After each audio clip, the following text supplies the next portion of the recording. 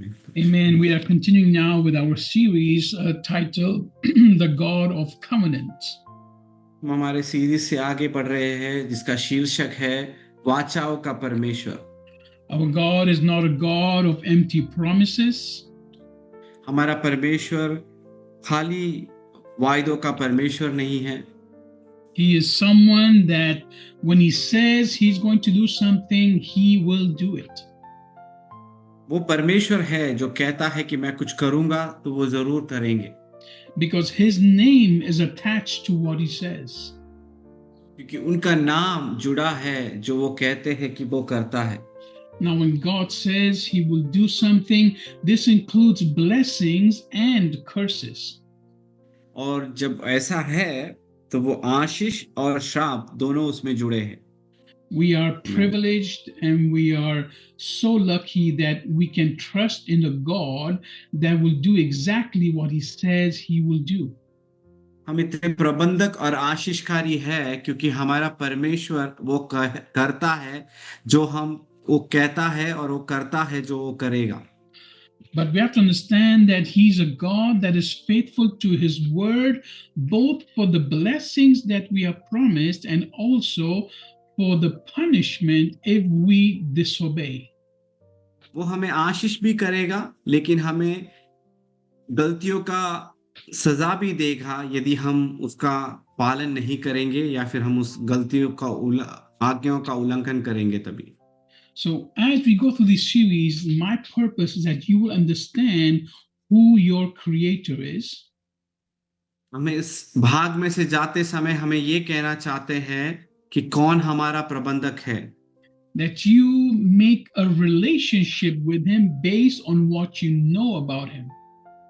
और हमारा रिश्ता उस आधार पर है या फिर उस पर बंधा है कि हमारी उसके साथ संबंध किस प्रकार से। And today we're going to understand what it means to be one together in the light with God. और हम उस भाग में से आज के इस छोटे से भाग को हम समझेंगे कि जब उनके साथ वाचा में बंधे हैं, जब हम उसकी रोशनी में हैं। Amen. Praise God. So let us go into today's topic to understand that there is a light that we have to follow. आज के भाग में जाते हुए हम ये समझना चाहते हैं कि वो एक रोशनी है जिसे हमें का पीछा करना है या फिर उसे मार्गदर्शक बनाना है। And there is power in being united with the same purpose. और उसमें एक शक्ति, एक सामर्थ है जिसमें हम जुड़े रहते हैं उस रोशनी में। When you are one with someone in thought and in understanding and in purpose, there is power. जब आप किसी के साथ योजना में या फिर सोच में या फिर रिश्ते में बंधे रहते हैं एक होकर, तभी उसमें एक शक्ति है, एक सामर्थ है। Think about it when you are one with your wife or your husband in your purpose and your mind and your goals. Think about how much power there is in that. जब आप अपने पत्नी के साथ एक ही सोच में, एक ही विचार में, एक ही कार्य में बंधे रहते हैं, जरा सोचिए कितनी शक्ति और सामर्थ है उस सोच में। And think now on the opposite side, when you are not one in your thought and your purpose and your goals, how difficult life becomes. और उसका दूसरा भाग भी सोचिए, जब आप एक सोच में नहीं हैं, एक विचार में नहीं हैं और एक एकता में नहीं हैं, तो कितना कठिन हो जाता है जीवन। Now, as individuals, we all have our separate goals, our separate purposes, and our separate way of thinking. एक व्यक्तित्व या फिर एक व्यक्ति के जीवन में उसका अपना अलग सोच, विचार और दृश्य या फिर दृष्टिकोण रहता है उसके जीवन में। So it is normal that we will not always agree on everything. इसके लिए वो सरल बात है हर एक व्यक्ति के जीवन में कि हर एक चीज में हम एक समान सोचे नहीं या फिर एकता ना हो। And when there is that disagreement, at that moment you will see there is division and there is no power and no strength to fulfill any goal. जब एक समान हम नहीं सोचते हैं तो एक उद्देश्य में एकता नहीं होती है, योजना में एकता नहीं होती है, और कितना कठिन हो जाता है कि हमारे उद्देश्य की पूर्ति करने में। Now, this is true for life when it comes to not only marriage, but family, business, anything you want to do with somebody else. If you're not together in one thought, you have no strength and no power. ये शादी हो या फिर कुछ और कार्य हो या फिर हमारे कारोबार हो, एक एकता नहीं है या फिर एक समान योजना नहीं है, सोचते नहीं है, तो हर कार्य बहुत ही कठिन हो जाता है। When there is not oneness of mind, there is no relationship. जब मन की एकता ना हो, तो वहां कोई संबंध या फिर रिश्ता नहीं बन सकता। And what God wants here is for you to have a relationship with Him, become one with Him, and be empowered. परमेश्वर यहाँ चाहता है कि उनके साथ एक हो जाए, एक योजना में बंधे रहे, एक समान रहे और एक समान प्रेम करे और उनके रिश्ते में गहरे हो जाए। So when two people become one with God, they start to walk under the same light. दो व्यक्ति एक होकर परमेश्वर के साथ बंधे रहे तो एक ही प्रकाश या फिर ज्योति के नीचे उनका मार्ग बनता है। When you start to walk under that one light, that is when you're completely empowered to do anything that you want to do. आप एक होकर एक ही रोशनी के नीचे चलने का निर्णय लेते हैं, तब जाकर आपका उद्देश्य, आपका कार्य, आपका विचार सफल हो जाता है। Now, many people in the world have this ability to agree and be strong to achieve anything they want. कई लोग इस दुनिया में एक समान होकर एक ही योजना में, एक ही उद्देश्य में एक होकर आगे चलते हैं कार्य संपूर्ण करने के लिए। Now, the question here is, are you under the right light or are you under darkness? आमीन। सवाल यह है कि क्या आप सही रोशनी में हो या रोशनी समान दिखने वाले अंधकार में वास कर रहे हो। You see, God understands the power of being one in mind. परमेश्वर जानता है रोशनी में एक होकर एक मन से बंधे रहना। Because God understands that when two people come together, agreeing on something and put their whole heart into it, they will achieve it. क्योंकि परमेश्वर जानता है दो अलग व्यक्ति एक होकर आकर परमेश्वर में एक समान कार्य करे और उनकी बुद्धि और सोच लगा दे, सामर्थ लगा दे, तो उसमें सफलता मिल जाती है। Now the problem here is, if you are one in Christ, you will be doing things for Christ. But if you are one without Christ, you are doing things for Satan. आप एक होकर मसीह में कार्य कर रहे हो तो मसीह के लिए आप सफलतादायक कार्य करोगे, जो कुछ भी आप करो। लेकिन आप एकता में शैतान के अधीन में वास करते हो, उसकी रोशनी में वास करते हो, तो उसकी कार्य की पूर्ति के लिए आप सफल होकर कार्य करने लगोगे।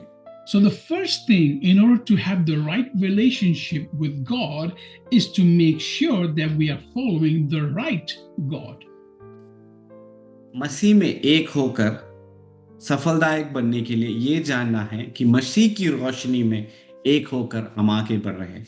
So we have to make sure that we are one with the right purpose in the right light, which is the Messiah, Jesus Christ.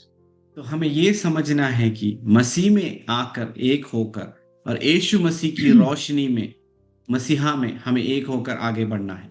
So you have to understand today that you have to become one with God first, and then you can become one with the next person, the person next to you is also one with God. आपको पहली बात ये समझना है कि आप मसीह की रोशनी में हो या फिर मसीह के साथ आपका सही संबंध है। उसके बाद जो अगला व्यक्ति आप मिलते हो वो मसीह में सही मार्ग पर है और उसके साथ आपका सही संबंध बन सके। That's what the Bible says, do not be unequally yoked. इसके लिए वचन कहता है कि तुलना में दूसरों के साथ उनके बोझ में सहदारी ना हो जाए। When someone is doing business, a partnership with somebody else, then first you have to make sure that business partner is also someone who's going to walk in the light of Jesus Christ. आमीन। आप किसी के साथ समझिए कारोबार कर रहे हो या फिर बिजनेस का पार्टनर हो, वो एक सही मार्ग पर नहीं है या फिर यीशु मसीह के रोशनी में नहीं हो, तो आपको उसके साथ घुल मिलना नहीं चाहिए, क्योंकि आपको सफलदायक कारोबार नहीं चला पाओगे। You see, the person that is not in the light of Jesus Christ in business with you, they will want to cheat and lie in their taxes. यीशु मसीह के साथ जो विश्वास में नहीं है, सही मार्ग पर नहीं या फिर रोशनी में नहीं है, वो अपने टैक्स में घाटा दिखाने के लिए कोशिश करेंगे। Yes, you will work together and you might make a lot of money, but this money will not be pleasing to Christ. आप साथ में काम करोगे और बहुत मेहनत करोगे, सफल हो जाओगे, लेकिन ये पैसा जो आप कमा रहे हो परमेश्वर को प्रसन्नित दान या फिर संपत्ति नहीं होगी। So, what God wants for you to succeed in life is to understand that first you have to make a right relationship with Him, and the person you want to have a relationship with also needs to make the right relationship with Him. इसके लिए परमेश्वर में आपका संबंध सही होना चाहिए और सही मार्ग पर होना चाहिए। दूसरा, जिसके साथ आप सहभागी हो या फिर मित्र हो, वो परमेश्वर के साथ और उनके साथ परमेश्वर की एकता और रोशनी में आपको एक होना चाहिए। Because then you will make a covenant with your Creator and you will make a covenant with your partner together to be under the same covenant. क्योंकि आप परमेश्वर के साथ वाचा में बंध जाओगे, उसी वाचा के अनुसार आप जिसके साथ मित्र या फिर सहभागी हो रहे हो, वो उनके साथ भी आप वाचा में यीशु मसीह के आधार पर, वो वाचा के आधार पर आपका वाचा बन जाएगा या फिर रिश्ता बन जाएगा। And when both of you are under the same covenant, there is power. और आप दोनों एक ही मसीह के वाचा के नीचे बंधे जाओगे, तो वह बहुत ही सामर्थशाली और शक्तिशाली बन जाएगा। Not only power because you are doing things together, which has power by itself, but power because you are tied to the covenant maker. इसीलिए नहीं क्योंकि आप एक दो व्यक्ति एक होकर आप में शक्ति और सामर्थ और बुद्धि से आप कार्य कर रहे हो, लेकिन हम दोनों एक होकर एक ही मसीह के आधार पर वाचे पर हम कार्य कर रहे हैं, तो वाचा के आधार पर और भी शक्ति और सामर्थ प्रबंध हो सकता है। Because you have become one under the right light, and therefore God will back up everything you do. आमीन। क्योंकि आप एक ही रोशनी के नीचे आकर, सही रोशनी के नीचे आकर बंधे हो, इसके लिए आप जो कुछ भी उस रोशनी के रिश्ते पर करोगे, आप सही करोगे और उसका फल अच्छा होगा। Now, when men and women are not under the right light, okay, under the right covenant, then they might get together, but normally, if you look at it, they do it for the wrong reasons. आमीन। एक स्त्री और पुरुष दोनों अलग होकर एक होना कर आते हैं, लेकिन वो सही रोशनी में या फिर सही विश्वास में नहीं बंधे रहते हैं, तो उनका जीवन का फल या फिर उस रिश्ते से जो भी आता है बाहर, वो सही नहीं होता। When most people get together, it might not be a couple, maybe a group, you will notice that most people come together to do the wrong thing. आमीन। शायद एक स्त्री या फिर पुरुष नहीं होंगे, शायद एक समूह मित्र होंगे या फिर एक रिश्तेदार होंगे। यदि वो सही रोशनी में या फिर सही उद्देश्य के साथ नहीं एक होते हो, तो उसका परिणाम या फिर उसमें से निकलने वाला फलदायक दोषदारी हो जाता है। And God knows this. God knows that when man is not together with Him, when they get together on their own, all they do is evil. इसके लिए मनुष्य जब एक होकर आता है और सही रोशनी में नहीं है, तो जब वो एक होकर आते हैं तो उनकी योजनाएं दोषदारी और पापदारी हो जाता है। Let's go to Genesis chapter 6. उत्पत्तियों का पुस्तक 6वां अध्याय में हम जब जाएंगे, And here we read verse 5 and 6. और यहाँ हम 5 और 6वां वाक्य पढ़ेंगे।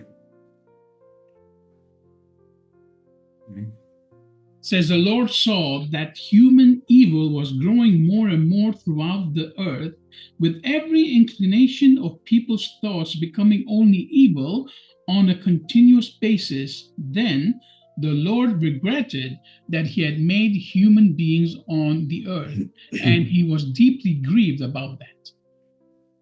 यहोवा ने देखा कि मनुष्यों की बुराई पृथ्वी पर बढ़ गई है और उनके मन के विचार में जो कुछ उत्पन्न होता है वह निरंतर बुरा ही होता है, और यहोवा पृथ्वी पर मनुष्य को बनाने से पछताया और वह मन में अति खेदित हुआ।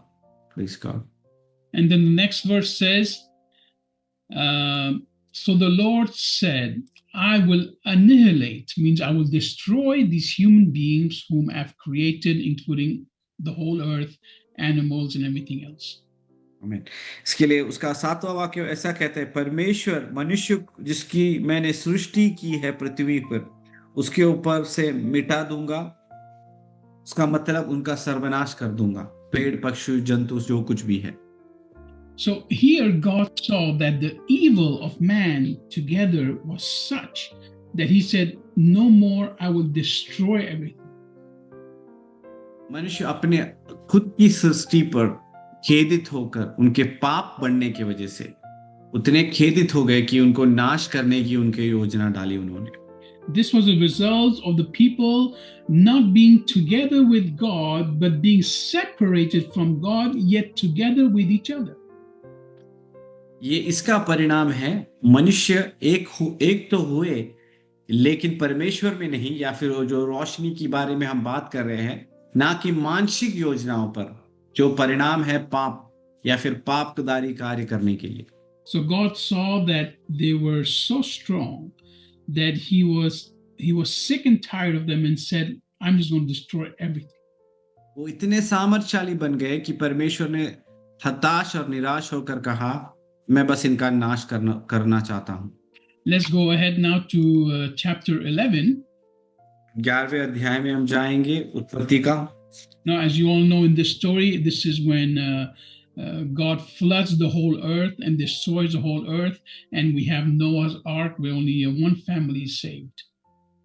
और हमें इस कहानी के बारे में पता है, परमेश्वर ने बारिश भेजी और बाढ़ भेजा और मनुष्य राशि को नष्ट कर दिया, बस एक ही परिवार बचा, नूहा का परिवार, संदूक के द्वारा।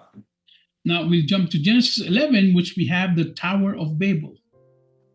और 11वां अध्याय में जब हम पहुंचेंगे, बाबेल की वो बड़ी गोपुर के बारे में हम पढ़ते हैं।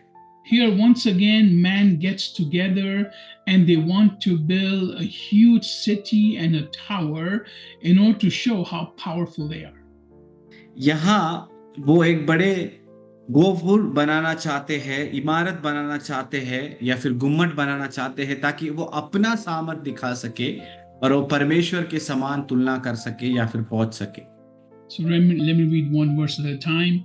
Then they said, come on, let us build ourselves a city, this is verse 4, and a tower with its summit in the heavens, and let's make a name for ourselves so we won't be scattered over the surface of the whole earth.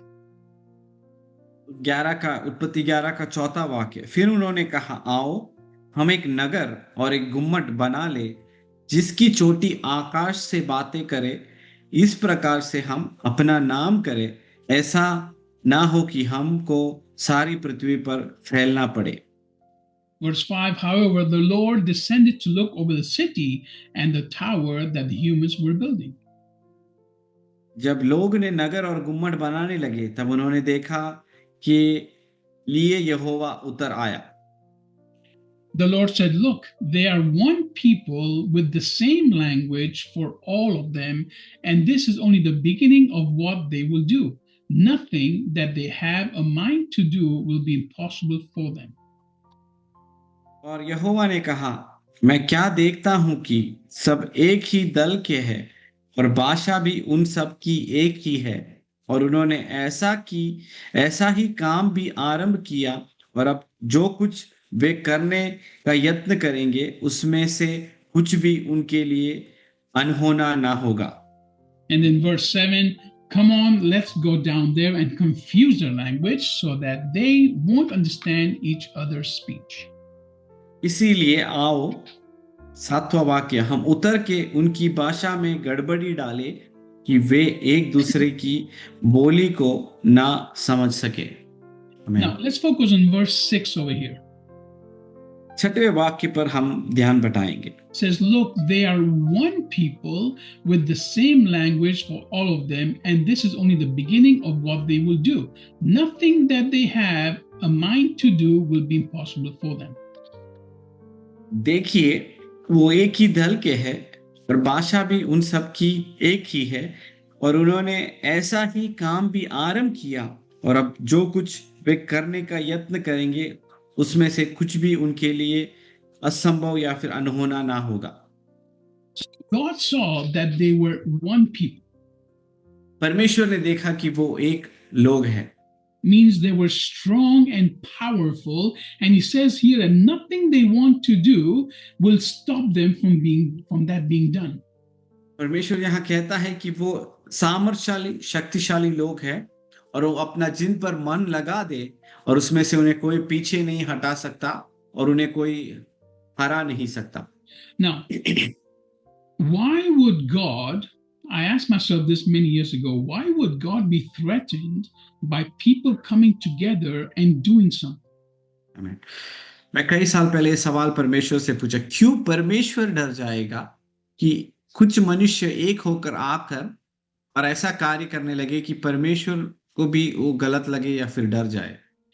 See, God is not afraid of what we can do. परमेश्वर इसीलिए नहीं डरता कि हम क्या कर सकते हैं। The problem here was that they wanted to do something for their own glory. वो कार्य ये है कि वहां बाबेल के नगर में अपनी महिमा के लिए वो कार्य करने लगे थे। They wanted to show themselves as important or as powerful as God. उनको कुछ ऐसा दिखाना था कि वो परमेश्वर की तुलना में वो उतने ही गंभीर और सामर्थ्यशाली है। Now, when God says that there is nothing they put their mind to that they cannot achieve, he's talking about there's nothing evil that they can do, there's nothing evil which they can think about which they will not achieve because they are now so strong. परमेश्वर इसके लिए विचारित थे क्योंकि उनके पाप भरी सोच में इतना वो एक हो गए थे, अलग नहीं एक हो गए थे कि उसमें से क्या उत्पन्न हो सकता है विनाश के लिए, मनुष्य के लिए। Think about it. Man has created many things. सोचिए, मनुष्य ने कई चीजों को सृजाया है या फिर उसका आवेश किया है, विज्ञान में लाया है। We have phones, we have internet. हमारे पास फोन है, इंटरनेट है। All these things have been created for the glory of God. ये हर चीज आविष्कार किया गया है परमेश्वर की महिमा के लिए। God has permitted this wisdom in man for his glory. परमेश्वर ने ये आविष्कार, ये बुद्धि परमेश्वर की महिमा के लिए मनुष्य को दिया है। But what are all these things being used for right now? लेकिन ये सभी विज्ञान, सभी आविष्कार किस चीज के लिए, किस कार्य के लिए उपयोग में लाया जा रहा है? You see, science is only the study of what God has created. विज्ञान सिर्फ उस चीज की पढ़ाई है जिस चीज को परमेश्वर ने सृजाया है। And what science has become something that tries to defy or challenge God. लेकिन हम उस स्थिति पर पहुंच गए हैं कि विज्ञान की पढ़ाई इस प्रकार से की जाती है कि परमेश्वर के अस्तित्व को सवाल किया जा सके या फिर उसके विरोध में आविष्कार करने का, निर्माण करने का सोच सके। I heard a funny story a while ago where these scientists got together and they started talking to God and told him, you know, God, we are now as powerful as you, and with science we can create man the way you did. वैज्ञानिक, ये ऐसी एक मजाक की कहानी है। वैज्ञानिक ऐसे मिले और परमेश्वर से कहने लगे, परमेश्वर, हम इतने आविष्कारित हो गए हैं विज्ञान में कि आपके समान हम मनुष्यों को सृजा सकते हैं अभी। And so God said, okay, go ahead and try. और परमेश्वर ने कहा, हाँ जाइए, कोशिश कीजिए। So they took some dirt and they started to mold a man. और उन्होंने कुछ मिट्टी को लिया और मनुष्य को सृजाने लगे। And God said, no, you can't touch that dirt. That dirt is mine. परमेश्वर कहा तुम उस मिट्टी को नहीं छू सकते, वो मिट्टी मेरी है, You go make your own first. तुम अपने आप से सिरजाओ या फिर खोज करो। So what I'm trying to explain here is that science, yes, you get to learn a lot of things, but the only thing you learn is what God has already created. आमीन। विज्ञान आविष्कारित है, गंभीर है और गहरा है, लेकिन आप उसी को पढ़ सकते हो जो परमेश्वर ने सजाया है। See, when Satan approached Eve in the Garden of Eden, what did he tempt her with? जब शैतान ईदन वाटिका में जब पहुंचा हवा के पास, तो किस चीज से उसको हृदय को मोलने की कोशिश की उसने? He told her, "You will be like God." उसने इस वाणियों की उपयोग कर कर उसके मन को मोहने की कोशिश की कि तुम परमेश्वर के समान बन जाओगे, You will be in the knowledge like God is in knowledge. तुम उस प्रकार की बुद्धि में पहुंच जाओगे जिस प्रकार पे परमेश्वर है, You will be in the same light as God is in the light. तुम उस प्रकाश में रहोगे जिस प्रकाश में परमेश्वर है। In other words, you will have the understanding that God has. दूसरे शब्दों में तुम्हें उस समझ होगा, बुद्धि होगी जिस समझ को परमेश्वर में है। And when you have the understanding that God has, there is nothing impossible for you to do. और उन्होंने कहा कि जिस प्रकार से तुम्हें उस बुद्धि होगी, फिर तुम्हें कोई भी चीज तुम्हें रुका या फिर पीछा नहीं कर सकता। This is exactly what the people in Tower of Babel were doing. इसी प्रकार से बाबेल के गुम्मट या फिर उस नगर के लोग यही बुद्धि लगाकर इसी का कोशिश में चले रहे थे। That's why I am focusing on this idea that we have to be together, but we have to be together in the right light. आमीन। इसीलिए मेरी इस सीख से या फिर इस भाग से ये कोशिश है, हमें एक तो रहना ही है, लेकिन उस रोशनी में रहना है जो रोशनी सही है और यीशु मसीह में है। You can be one and you can be strong for the wrong purpose. आप एक हो सकते हो और एक होकर कार्य कर सकते हो, लेकिन गलत उद्देश्य के लिए। You can make the wrong covenant for the wrong God. आप गलत वाचा में बंध जाते हो गलत परमेश्वर के लिए, And the wrong God is you for your own glory and for you to consider yourself clean or righteous. और उस महिमा के लिए, गलत परमेश्वर की महिमा के लिए एक हो सकते हो, गलत उद्देश्य के लिए और गलत महिमा के लिए। So we have to focus on this idea that if we have to be one and be strong, we have to first be one with God, our Creator. हमें इस सोच में बंद जाना चाहिए कि हमें एक तो होना है, एक उस पर आधारित होना है जो सही परमेश्वर है और सही आत्मा और सही उद्देश्य पे हो। That's why in Genesis chapter 6 it said that God wanted to destroy the whole world because they were so evil. इसके लिए उत्पत्ति के 6वें अध्याय में हमने वाक्य पढ़ा, इतने पापी बन गए थे कि मनुष्य राशि की परमेश्वर ने अपने खुद के सृजन पर पछताया और उन्हें नाश करने का सोचा। And here in chapter 11, God created confusion among them because they had become so strong that they can do anything they want in order to be more evil than what they are. इसके लिए उत्पत्ति 11 में हमने देखा परमेश्वर उतर आए, उनकी भाषा में गड़बड़ी डाली, उनके मन में संकोच डाला ताकि वो एक होकर गलत मार्गों में गलत उद्देश्य के लिए, ताकि और पाप ना हो सके। See, God is not afraid of man's power. परमेश्वर कभी मनुष्यों के सामर्थ्य या फिर शक्ति से डरता नहीं। God is afraid that man will use that power to hurt the others. आमीन। परमेश्वर इसीलिए भयभीत होता है कि मनुष्य अपनी बुद्धि और सामर्थ्य और शक्ति दूसरों को चोट पहुंचाने के लिए या फिर नाश करने के लिए उसे उपयोग में लाता है। Look at all the poverty in the world. इस दुनिया की सारी गरीबी को देखिए। Look at all the wars in the world. इस दुनिया के सारे वॉर को देखिए या फिर युद्ध लड़ाई को देखिए। Look at all the famine and all the lack of things in the world. इस दुनिया के अकाल को देखिए या फिर चीजों की कमियों को, घटियों को देखिए। Look at all the confusion in the world. मनुष्यों के व्याकुलता और संकोच को देखिए। Right now we are going through this crisis of petrol and grain and all these things that the world is confused about. चावल, या फिर पेट्रोल या फिर डीजल की कमी घटी में देखिए, जिस तरीके से दुनिया जिस संकोच में, कमी में और दरिद्रता में और जा रही है। Who is to blame for all these things? इसके लिए किसको हम दोषी ठहराना चाहिए? Most of us blame God. में से अधिक लोग परमेश्वर को दोषी ठहराते हैं। But this is the work of man being united to do something wrong and to have power over others. लेकिन हम ये मनुष्य एक होकर गलत उद्देश्य के लिए, गलत कार्य के लिए, उनकी बुद्धि, शक्ति, सामर्थ को या फिर गलत रोशनी के अधीन में हो, इसके लिए। See, right now, what I'm seeing in the world is that there is something similar to the Tower of Babel. आमीन। अब जिस प्रकार से दुनिया जा रही है, बाबेल नगरी में जो चल रहा था, उसी प्रकार की समान कार्य घटनाएं चल रही है। Everyone is united in communication. सब वार्तालाप में या फिर एक दूसरे के संबंध में जुड़े तो है। Even if you don't understand each other's language, there are translators that automatically translate everything.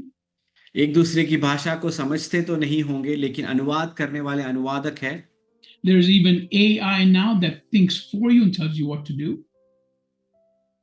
बुद्धि समान आर्टिफिशियल इंटेलिजेंस कहते हैं उसे, उस प्रकार की बुद्धि है जो कार्य आपके लिए करवा कर देता है। Now, God can shut the whole thing down in 1 second. एक चुटकी भर में परमेश्वर सबको बंद कर सब कुछ नाश और बंद कर सकता है। All he needs to do is to cut one of the cables that runs through the internet. और एक ही बात करना है, उस केबल का जो एक लाइन या फिर वायर है उसे काट देना है। And then the whole world will be discommunicated and in confusion like it happened in the Tower of Babel. और पूरी दुनिया हड़बड़ी में, गड़बड़ी में और संकोच में रह जाएगी, जैसे इस प्रकार से बाबेल की नगरी में हुई। I remember last year we had a day here, a full day, where there was no light in the whole of Spain. Spain में गए साल एक ऐसा पूरा दिन था कि यहाँ पर बिजली या फिर इलेक्ट्रिसिटी नहीं थी। There was no light and there was no phone communication. बिजली नहीं थी और फोन भी नहीं चल रहा था। People could not buy and sell anything or pay for anything. आमीन। लोग कुछ खरीद नहीं सकते, कुछ बेच नहीं सकते और कुछ खरीदने के लिए, बेचने के लिए उसका माध्यम उपयोग नहीं कर सकते। It was total confusion. पूरी तरह से हड़बड़ी और संकोच थी। I saw people walking around as if they were without life, confused, not knowing what to do. उस दिन लोग इस प्रकार की दुविधा और संकोच में थे कि उन्हें पता ही नहीं चल रहा था कि क्या हो रहा है, क्या घट रहा है। The only thing, it was actually quite funny. My wife and I sat down and had a coffee with some people, and it was quite funny because we saw their confusion and we saw how peaceful we were because we were in the Word of God. आमीन। हम कुछ लोगों के साथ बैठकर उस पर coffee P रहे थे, लेकिन हम आस पड़ोस में देख रहे थे लोग कितने संकोचित है, लेकिन हमारे अंदर एक शांति थी, क्योंकि हमारा आश्रय या फिर हमारी रोशनी यीशु मसीह है। Why? Because we were under the right light. क्योंकि हम उस सही रोशनी के अधीन में थे, अधिकार में थे। आमीन। We were one with each other and we were one with the creator of the world. हम एक दूसरे के साथ एकता में थे और हम इसी एकता में थे, एक ही एकत्र यीशु मसीह के अधीन में। So walking in the light is very important. इसीलिए रोशनी में चलना बहुत ही महत्वपूर्ण है। Walking, being one in the light is also very important. एक होकर रोशनी में चलना भी बहुत ही महत्वपूर्ण है। But walking in the right light with the same purpose is also very important. लेकिन सही रोशनी पर एक होकर अच्छे और खरे उद्देश्य के लिए भी चलना बहुत ही जरूरी है। As we continue with this series and you understand what it means to be under the right covenant with God, you will understand how much power there is if you are just connected to the right light. इस series में आगे बढ़ते हुए जब हम जाएंगे, तभी हमें समझ में आएगा कि एक होकर सही वाचे के अधीन में आगे बढ़ना कितना महत्वपूर्ण है और कितना आशीषदायी है। So I want to repeat as we close the perfect plan that God has for us. इसीलिए मैं समाप्त करते हुए ये दोहराना चाहता हूं कि सही परमेश्वर के सही उद्देश्य के नीचे अधीन में जब हम रहे। God is our foundation and the one who makes the covenant. परमेश्वर हमारा नींव धारक है जो सही वाचे में हमें बंधा रखता है। Praise God. Jesus is the perfect one who fulfills that covenant. परमेश्वर वही सही पुरुष या फिर उत्तम पुरुष है जो उस वाचा को पूर्ण करता है। And we are the perfect candidates to be the beneficiary of that covenant. और हम उस सही चुनित व्यक्ति है जो उसमें से लाभ उठाने वाले लाभधारी व्यक्ति हो जाते हैं। So you don't get power because of something you do. हमें कुछ सामर्थ इसीलिए नहीं या फिर ताकत इसीलिए नहीं मिलता क्योंकि कुछ मैं या फिर आप करते हो। You get power because of what Christ did on the Amen. cross. हमें इसीलिए सामर्थ और शक्ति और प्रेम और सब कुछ मिलता है क्योंकि जो यीशु मसीह ने काल्वरी क्रूस पर हमारे लिए निभाया या फिर किया। You are Praise not God. washed from your sins because of something you do.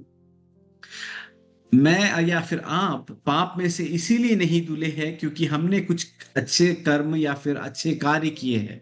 We are Praise God. cleansed from our sins because of the work of Jesus Christ on the cross.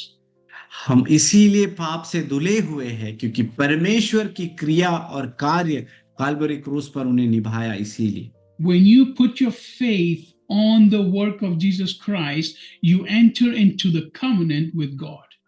जब आप अपना विश्वास यीशु मसीह में डालेंगे तब आप उस वाचा में बंध जाते हो यीशु मसीह के साथ। So God makes the covenant. इसीलिए परमेश्वर वाचा बनाता है। Jesus fulfills that covenant. यीशु मसीह उस वाचे को पूर्ण करता है। All you have to do is accept Jesus Christ. हमें बस एक ही कार्य करना है, यीशु मसीह को अपना उद्धारकर्ता स्वीकारना है। This is the beauty of Christianity. यही मसीह जीवन की सुंदरता है, सच्चाई। You are a complete failure, हम एक पूरे पराजित व्यक्ति है, but when God sees you with Jesus Christ, you are victorious. लेकिन परमेश्वर जब आपको यीशु के साथ देखता है, आप परिपूर्ण विजय लालित व्यक्ति हो। And it's not because of something you have done. इसीलिए नहीं क्योंकि आपने कुछ अच्छे कार्य या फिर कर्म किए हैं, It's because God made a covenant to save you. इसीलिए और सिर्फ इसीलिए क्योंकि परमेश्वर ने एक वाचा बांधा अपने परमेश्वर के साथ, अपने पिता के साथ, आपको और मुझे बचाने के लिए। That's why I love the God of the Bible, इसीलिए मैं इस बाइबल के परमेश्वर से प्रेम रखता हूँ because He's a God of covenants. क्योंकि वो वाचाओं का या फिर वाचा में बंधा रहने वाला परमेश्वर है। He doesn't God. look at my performance. वो मेरे कार्य की प्राप्ति या फिर मैं कितने अच्छे से कार्य करता हूँ इस पे नहीं मुझे आधारित करता है। He looks at my relationship with the covenant He has made. परमेश्वर ये देखते हैं कि मेरा रिश्ता, मेरा संबंध उस वाचा में, जिस वाचा में मैं बंधा हूँ, वो मैं कैसे निभा रहा हूँ। And if you are walking in the right light, यदि आप सही रोशनी में चल रहे हो, you will be the beneficiary Amen. of that covenant. तो उस वाचा के लाभधारी, लाभ उठाने वाले व्यक्ति बन जाओगे आप। Amen. God bless you. आमीन। परमेश्वर आपको आशीष करे। धन्यवाद। Thank you, Jesus.